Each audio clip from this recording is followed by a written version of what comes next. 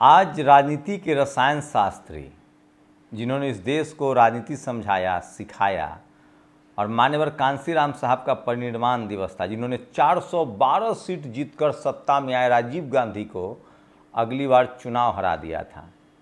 ये है बहुजनों में ताकत। काश बहुजन समाज के नेता सड़कों पर उतरना शुरू कर दे तो बीजेपी कांग्रेस को ज़मीन बचाने की मुश्किल पड़ जाएगी।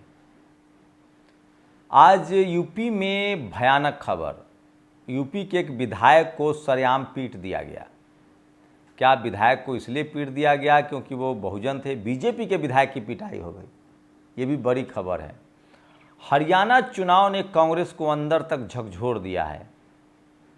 हरियाणा चुनाव में हार ने कांग्रेस को अंदर तक झकझोर दिया है और लोग लिख रहे हैं कि एक बार रोटी जली तो रसोइये ने कहा आटा बदलो, फिर रोटी जली तो रसोइये ने कहा पानी बदलो, फिर रोटी जली तो रसोइये ने कहा कि तवा बदल दो, फिर रोटी जली तो रसोइये ने कहा कि गैस बदल दो, लेकिन किसी की हिम्मत नहीं हुई कहने के कि रसोइया बदल दो। ये राहुल गांधी के लिए तंज हो रहा है, लेकिन कांग्रेस कह रही है कि बेईमानी हुई है। वो तमाम बड़ी खबरें जो आज सोशल मीडिया पर वायरल है, इस वीडियो से आपको सब खबरें पता चल जाएगी। सोचिए, ये देखिए, एक साथ त्रिमूर्ति, ये है हुड्डा साहब, पवन खेरा और कांग्रेस के जयराम रमेश। इन लोगों को आज तक भारत में caste system, SC ST OBC के हक अधिकार समझ में नहीं आया और अब ये नायाब सिंह सैनी पर आरोप लगा रहे हैं। अरे सर, EVM लाए आप, EVM कांग्रेस लेकर आई, 10 साल कांग्रेस में भी सत्ता में रही। तो सोचिए, जब पहले बहुजन कहते थे कि EVM खराब है तो लोग हंसते थे, अब कांग्रेस के भी सवर्ण समर्थक EVM को दोष देने लगे हैं। तो 99% बैटरी का मामला तूल पकड़ता जा रहा है और राहुल गांधी ने भी कहा है कि वो चुनाव आयोग से मिलेंगे। आज सबसे बड़ी खबर है। लेकिन सोचिए, प्रधानमंत्री मोदी लगातार, मैं फिर कह रहा हूँ, एक दिलीप मंडल ने बीजेपी को बचा लिया है। 2024 में जिस तरह से नरेंद्र मोदी 241 पर बोल्ड हो गए थे, उसके बाद दिलीप मंडल ने जिस तरह से मोर्चा संभाला है, टीवी अखबार ने नरेंद्र मोदी को डुबा दिया था चापलूसी करके। ठीक वैसे ही जैसे सवर्ण लिबरल पत्रकार राहुल गांधी को डुबा रहे हैं, लेकिन एक दिलीप मंडल भारी पड़ रहे हैं और राहुल गांधी को समझ नहीं आ रहा है कि क्या करें। बीजेपी को नैया बड़ा खेवनहार मिल गया है दिलीप मंडल के रूप में, और जो दिलीप मंडल को सिर्फ इतना कर रहे हैं कि जो पहले वो बीजेपी के खिलाफ लिखते थे, अब वो कांग्रेस को उसी मुद्दे पर खिलाफ लिख रहे हैं। मतलब जो SC ST OBC को बीजेपी से नाराज़ किया था, अब कांग्रेस से नाराज़ कर रहे हैं। दलित समाज ने इनके खतरनाक इरादों को भांप लिया। दलितों को एहसास हो गया कि कांग्रेस उनका आरक्षण छीनकर अपने वोट बैंक में बांटना चाहती है। ये नरेंद्र मोदी की लाइन है, जो दिलीप मंडल की लाइन है। तो लगभग सारे भाषण जो है नरेंद्र मोदी खुद दिलीप मंडल के पढ़ते हैं। जिला लखीमपुर खीरी में बीजेपी विधायक योगेश वर्मा को थप्पड़ मारा। इसके बाद विधायक समर्थक ने थप्पड़ मारने वाले सेशन अध्यक्ष अभय सिंह को पीटा है। तो अब बीजेपी के विधायक, अगर आप SC ST OBC के विधायक हैं तो सुरक्षित नहीं हैं। वहीं दिल्ली में मुख्यमंत्री का आवास सील कर दिया गया है। तो बीजेपी एक बार फिर से रौद्र रूप में है। देखते हैं अब अरविंद केजरीवाल क्या जवाब देते हैं। उत्तराखंड में 500 करोड़ का घोटाला हुआ है, विनोद कापली ने खबर दी है। और सोचिए, कुन्नूर में किस तरह से पुलिस ने फिलिस्तीन के खिलाफ प्रदर्शन कर रहे, फिलिस्तीन की एकजुटता के विरोध में प्रदर्शन करने वाले लोगों के खिलाफ जबरन कार्रवाई की है।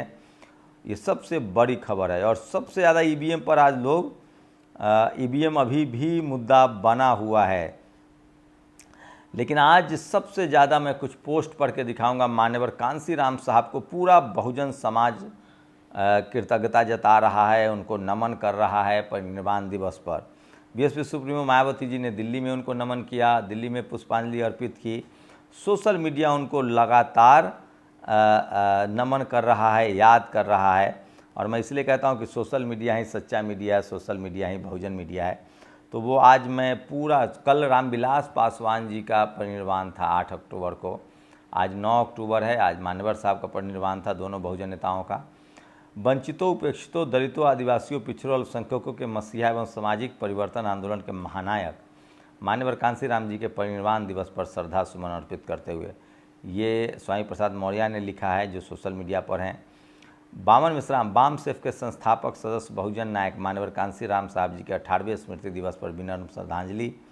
लेकिन सबसे ज़्यादा आज वायरल खबर है जिस तरह से बीजेपी विधायक पर हमला हुआ, चूँकि वो वर्मा जी थे इसलिए हमला हुआ, ये सबसे बड़ी खबर है। योगेश वर्मा नाम है, उन पर हमला हुआ। तो सोचिए कि दलित पिछड़े किसी पार्टी में भी सेफ नहीं है। चंद्रशेखर आज़ाद ने भी मान्यवर कांशीराम साहब को याद किया है और आकाश आनंद लिखते हैं, मान्यवर साहब श्री कांशीराम जी ने कहा कि बहुजन समाज एक हाथी की तरह है, बहुत मजबूत और मेहनतकश लोगों का समाज है।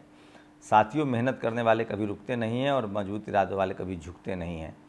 वहीं तमाम सोशल मीडिया पर बहुजन समाज के लोगों ने मध्य प्रदेश के इंदौर में आज अंबेडकर सामाजिक विज्ञान विश्वविद्यालय में दलित आदिवासी विद्यार्थियों को गरबा कार्यक्रम में शामिल होने पर असामाजिक तत्वों द्वारा मुस्लिम बताकर बेरहमी से पीटा गया।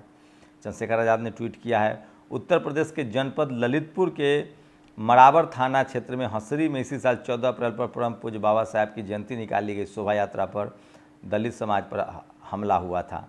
तो ये तमाम बड़ी खबरें हैं जो आपको समझना चाहिए और इसीलिए मैं कहता हूँ कि तेलंगाना में कांग्रेस ने SC/ST वर्गीकरण को लागू कर दिया है और हरियाणा में 2% वोट आम आदमी ने काट दिया है।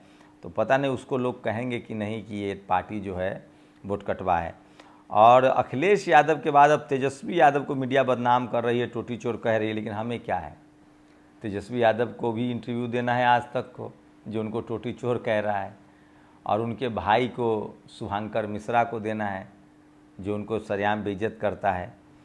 तो ये तमाम बड़ी खबरें हैं। BSP सुप्रीमो मायावती ने भी ट्वीट किया है, एक बामसेफ DS4 BSP के जन्मदाता एवं संस्थापक बहुजन नायक मान्यवर श्री कांशीराम जी आज अपने परिनिर्वाण दिवस पर सत नमन, जिसकी जितनी संख्या भारी उसकी उतनी हिस्सेदारी नारा। तो ये तमाम खबरें हैं जो सोशल मीडिया पर वायरल है। निधि रत्न लिखते हैं, स्वाभिमानी लोग ही संघर्ष को परिभाषा समझते हैं, जिनका स्वाभिमान मरा हुआ है सब गुलाम है। मान्यवर साहब को कोट किया है।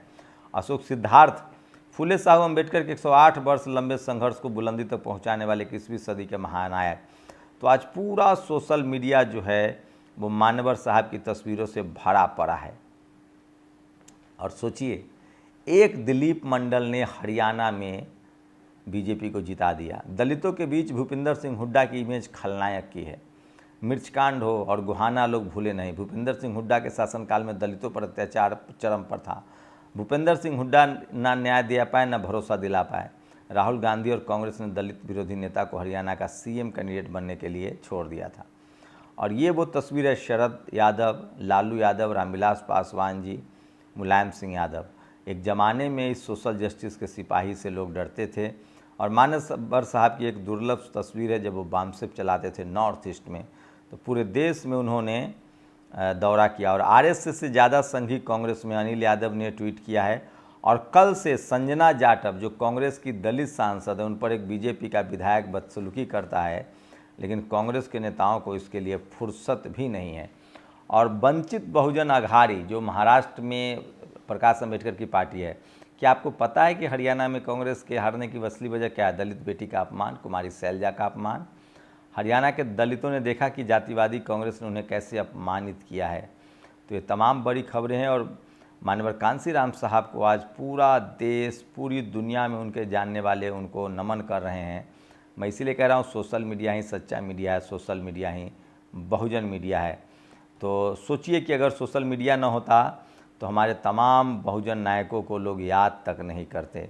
मैं इसलिए कह रहा हूँ, सोशल मीडिया ही सच्चा मीडिया है, सोशल मीडिया ही बहुजन मीडिया है। और आज मान्यवर साहब ने जो लाइन खींची है, ना, SC/ST OBC बहुजन सोशल जस्टिस, उसी पर सारी पार्टियां नाच रही है, उसी पर चल रही है।